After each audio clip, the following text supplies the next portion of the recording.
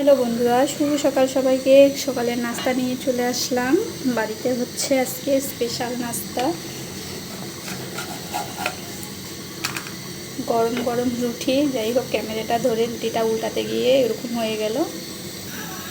দেখুন রুটিটা কত সুন্দর ফুলে উঠেছে।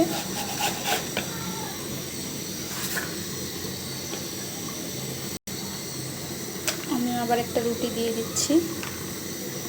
আর রুটির সাথে খাওয়ার জন্য হচ্ছে সকালবেলা ধোয়ার জন্য কিচ্ছু দেখা যাচ্ছে না, গরম গরম হাঁসের মাংস। দেখছেন ক্যামেরা নিয়ে কাজ করতে কত কষ্ট হয়।